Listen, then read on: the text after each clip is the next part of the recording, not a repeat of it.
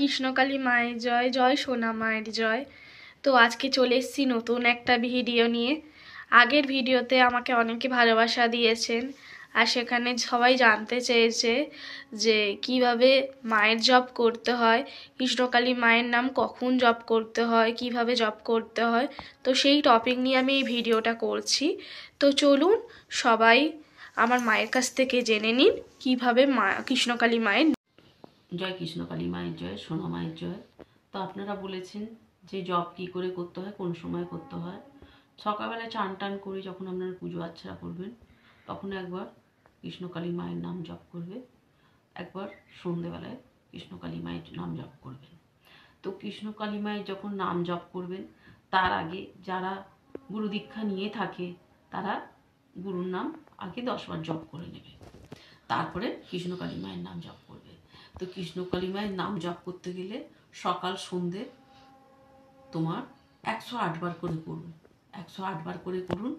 ওই যারা দীক্ষা নিয়েছেন তারা তো গুরু নামটা জপ করে নেবেন, যারা না দীক্ষা নিয়েছেন কৃষ্ণ হরে কৃষ্ণ 10 বার বলে তারপরে আপনারা জপটা শুরু করুন।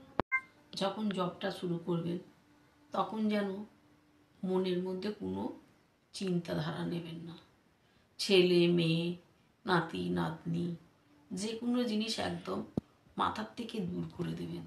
কেন জপ করার সময় এটাই মনে করবেন আমি আর মা, মা আর আমি, এটাই জানবেন। কেননা সবসময় ঠাকুরের কাছে মন যায় না, আমরা 5টা কাজের মানুষ, 5 দিকে মন আমাদের চঞ্চলতা হয়ে যায়। যার জন্য যখন জপ করতে বসবেন ঈশ্বরের নাম তো প্রার্থনা করবেন, তার সাথে প্রচুর পরিমাণে ঠাকুরের দিকে মনটাকে নিয়ে আসার চেষ্টা করবেন। ঠাকুরের দিকে মনটাকে দেখবেন চট করে আসতে চায় না। 5টা কাজের মধ্যে যেন আমাদের মাথাটা ঘুরপাক খায়। যে আপনি ঠাকুরের নাম জপ করতে যাচ্ছি, ওরে বাবা চাটা বসিয়ে এসছি, ওরে বাবা ডালটাকে বসিয়ে এসছি, যাই ভাতটাকে চাপিয়ে যাই, এইসবগুলো করলে কি হয় ওই দিকে মন পড়ে থাকে, ঠাকুরের দিকে আর মন যায় না। তো জয় কৃষ্ণকালী মায়ের নাম করে আপনি আপনার জয় শুরু করবেন, জপ শুরু করবেন। কিভাবে করবেন সেটা বলে দিচ্ছি। আর বলার আগে আর একটা কথা জানেন, শনিবার মঙ্গলবার যারা কৃষ্ণকালী মাকে রেখেছেন বাড়িতে, যার ছবি রেখেছেন, ওনাকে কমসে কম শনিবার আর মঙ্গলবার একটু সন্দেশ, একটু ফুল, জবা ফুল দিয়ে পুজো করবেন।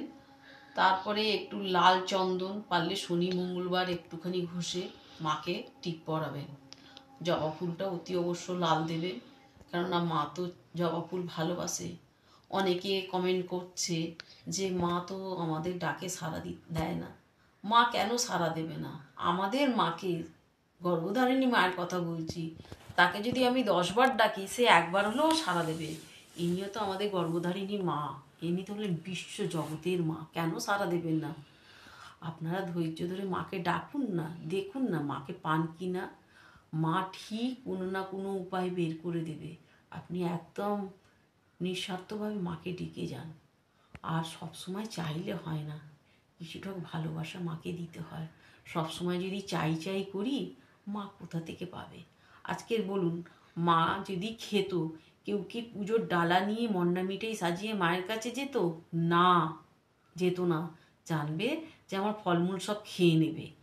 আজকে যদি মা কথা বলতে জানতো আমাদের সামনে, তাহলে সবাই তো বিচার করতে চলে যেত যে যাই মায়ের কাছে যাই বিচার হবে। কিন্তু মা কার বিচার করবে? তখন এর বিচার করতে গেলে ওর রাগ, ওর বিচার করতে গেলে এর রাগ। তো এই জিনিসগুলো আপনারা মায়ের কাছ থেকে চাইবেন না। দেখবেন মা ঠিক নিঃস্বার্থভাবে আপনাদেরকে যতটা দেবার তার থেকে অধিক দিয়ে দেবে। না হলে একটা কাজ করতে পারেন, মালাতে 108টা সেইখানে মালা জপ করতে পারেন জয় কৃষ্ণকালী মায়ের নামে। এটাও যদি করেন তাও ভালো হবে। আর যদি সেটা না পারেন, আর একটা সহজ পদ্ধতি আছে, সেটা জপ করাটা আমি হাতে শেখাচ্ছি। এই যে আমরা যে এইখান থেকে আমাদের শুরু করি, 1 2 3 4 5 6 7 8 9 10, এইখানে যখন আমরা 10 আসছে তাহলে আমার এইখানে একটা গাঁট গুনবো। আবার যখন এইখান থেকে শুরু করছি, আবার এইখানে যখন আমার 10টা গাঁট আসছে, তারপর আবার এইখানে শুরু করবো। এই করতে করতে এইখানেও দেখবেন 10 বার হয়ে গেল আমার আঙুল গোনা, তাহলে এইখানে হয়ে গেল 100টা পূরণ হয়ে গেল। তারপরে আবার আমি 8 গাঁট বুনে নেব। আপনারা যেটা সহজ হবে সেইটাই মায়ের নাম জপ করুন, নয় আঙুলে আর নয় মালা জপ করুন, দুটোর মধ্যে একটা করতে পারেন। জয় কৃষ্ণ কালী মায়ের। এই ভিডিওটা শেষ করছি, দেখা হচ্ছে পরের ভিডিওতে। আর আমার চ্যানেলটাকে সাবস্ক্রাইব করে আমার পাশে থাকুন। বাই।